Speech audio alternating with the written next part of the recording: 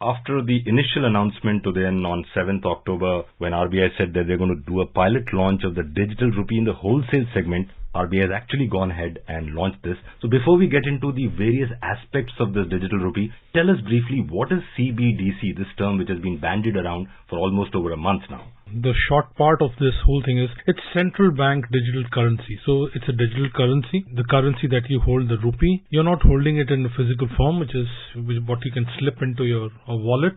And it's there as in the other digital wallets, that it's the kind of rupee that resides in your digital wallets. It is that virtual digital kind of currency. And in that sense, it's a similar kind of animal that resides in your digital wallet if you're using that. And sometimes if you're making payments through your mobiles or through net banking, anything other than actually handing over the cash, it is that same category of animal in terms of money that CBDC is talking about. The reason why it's CBDC, because it's been issued by the central bank, and instead of being able to hold it in your hand and feeling good about it, you can only see something on screen or something like that where you're not physically holding it, but the advantages are everything that you can have in terms of money is concerned. You can buy, sell, do everything that you can do with money. You can do that. Only thing is that you will not be holding it. A lot of people who are listening to it right now have been probably using e-wallets for almost half a decade, probably more.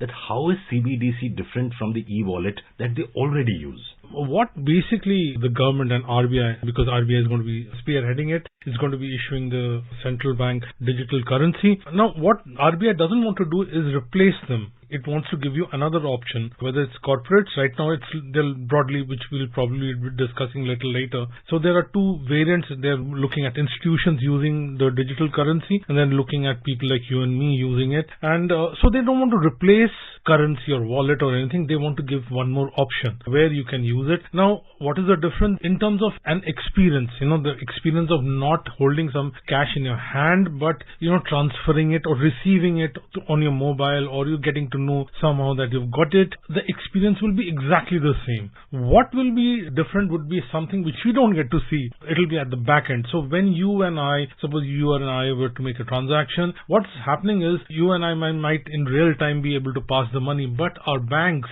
or any other place which is holding that money actually will have to square off the transaction. They'll have to balance their books, and that transaction has to happen. It takes a little bit of time to do that. I mean, time by today's standards. And there is some level of cost. It's not very high because it's digital, but there is cost. Now, what RBI and the government are trying to do is make sure that that part, which we cannot see, happens very fast. And the argument is that it will make the whole system faster, things will happen smoother, secure, etc., etc. So you're basically saying that this digital currency CBDC would be faster and smoother, probably most cost efficient. And if I were to probably take an analogy, somebody who's using a 2016 phone and which probably had a very old operating system and now has a 2022 and which has the latest operating system. So would somebody, the moment CBDC is launched in the retail segment, right now it's only launched in the wholesale segment, somebody gets this retail segment, so will the adoption be instant, or would he be wondering, is this really better from the e-wallet that I already use? Well, I suspect it will be the latter, Ravi, because if lots of people who are using it, and it's grown by leaps and bounds. In India, digital transactions have grown insane, unbelievable rate. So it's very impressive. But even as we talk about that, we wonder about the progress out there. Remember, we are an economy which is growing by leaps and bounds also. Now, what has also happened is, despite the increasing digitization in terms of payments, a lot of digital payments that are being made, the use of cash has not gone down. It's going up at a very healthy clip. Now, there's no point in looking down on that, because United States, which is the number one economy of the world, it also uses a lot of cash. There are lots of countries which use a lot of cash. And on the other side, there are lots of other countries which don't use cash. So Scandinavian countries, specifically countries like Sweden or Denmark, they don't use that much cash. Almost cash has gone out of fashion. So the point is that we will probably have to look at what will work for certain people. But I'm quite hopeful, because youngsters, people who are just entering the workforce, they've grown up with a mobile, unlike people of our generation, within quotes. So their adoption is much faster. They'll try to quickly figure out in which context or in which situation it will work and in which it won't work so well. But Ravi, the point is here the whole thing is between for an individual, I'm talking about the retail side, it will be between the individual and the RBI and RBI and the individual. So it's a straightforward thing. There are no other entities involved. When you're holding the currency, it's between you and RBI. Now the question is, what kind of a system RBI is going to adopt? Now the development that you're talking about today, and perhaps 1 month or 1.5 months down the line when the retail part is going to get launched, that's what RBI is trying to figure out. What works well in our country? Now, so many countries are trying to do this. What will work well for us and what will not work well for us? You need to do this, try it out, and actually that's why the word pilot project is happening, and people want to figure out what will work for the institution and what will work for us, and eventually, like all systems that we have evolved, we will come up with a model of our own and which will be good and smart and cool. Yeah, you mentioned one thing while talking about this is about cash. Now, cash is something that needs to be printed. It has a cost. It needs to be maintained. It gets torn. Then it has to be replaced. And of course, RBI is looking at plastic currency in between. And in between, we have the CBDC coming in. So you already mentioned that this system would be faster, smoother, more cost efficient. Let's talk about some more advantages of this, possible advantages. One, you already mentioned cash, because there's a huge cost to printing cash. So I'm assuming that will be saved in this. But it will also bring attendant costs. So what are the other advantages you can see going down the path?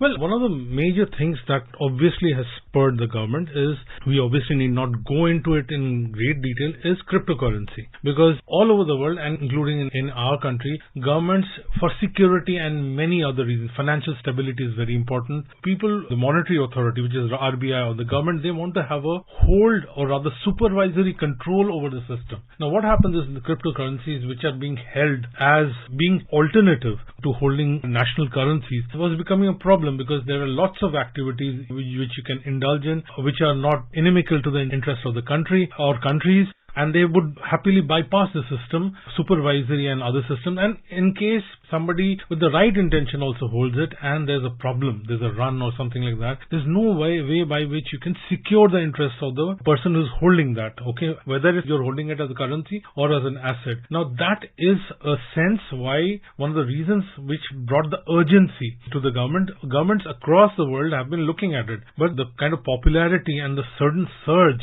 of cryptocurrency was something which the RBI and the government, they don't like it. They've said it in so many words, and they've given the various reasons, some of them which I already mentioned. That had to be checked. You have to provide a market-based alternative which will work. So this was one important, when you have the government actually backing a currency, and the only minus out there was you didn't have a digital currency. Now you have it. So a person need not even consider a cryptocurrency, and one can look at a digital currency, and just in case you want to do that. So that is number one. Number two is the movement of money. So one is, of course, we go to a shop and do it or make some payments, but there are also other kinds of payments which are becoming very, very important, Ravi. One is, of course, as you know, we get a lot of inward remittance. I mean, somebody who's employed abroad and has to send money across to his or her family members in the country. We have got about 5 to 6 lakh students, Indian students who are studying abroad. So they have to be supported by their parents. So that money has to go. Now look, what happens is, these transfers at the moment, they take time because lots of entities are involved, lots of regulations. You have to establish identity, why you're doing it, etc., etc. Now, and you have to do it secure, and it takes time. Now, the argument is, when you have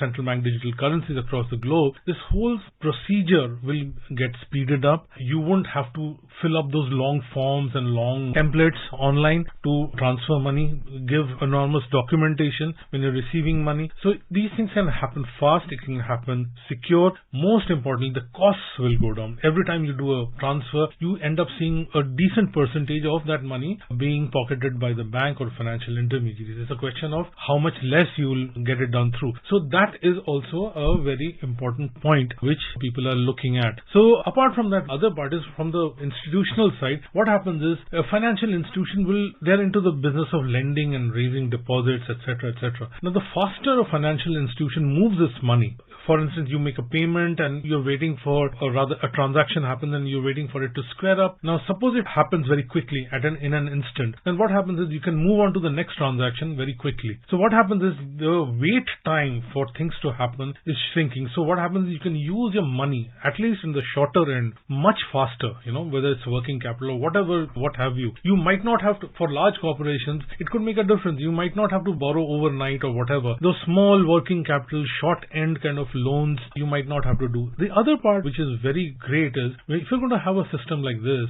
it will have to be secure. You don't have a choice. And now there are lots of very good foolproof systems that are coming in. And they're going hand in hand with secure banking, secure payments, which is something which in any case you're looking at. So when you introduce something like this, the security and also the compliance, the people who are doing it, offering it, you using it, they don't have to spend hours and hours or maybe spend a couple of crores or millions in complying. So if you do that, if you use this kind of currency, my sense is that eventually you're looking at saving time, you're looking at saving cost, it will happen smoother, it will probably be secure. It's not going to happen overnight. There will be glitches on the way. We have established lots of systems. We have established the GST, etc. They didn't where we are today. It just didn't happen overnight. You keep figuring out what works, what doesn't work, and over a period of time through feedback and understanding, you do that. But the idea is, if you look at the concept note which you talked about, RBI is trying to keep a architecture reasonably open to innovation. So that will change in the market or other things will happen. You will be able to adapt to it. The other part is, of course, because it's digital, you can adapt better, much easier. You're not putting up buildings and having thousands of people out there. Things can happen much quicker. So a seminal day, rather a historic day in the currency history of India. And this is an ongoing story, so we'll be covering other aspects as the retail segments get launched, and we'll bring you to our listeners all the details. Thank you very much for joining us. Thank you so much.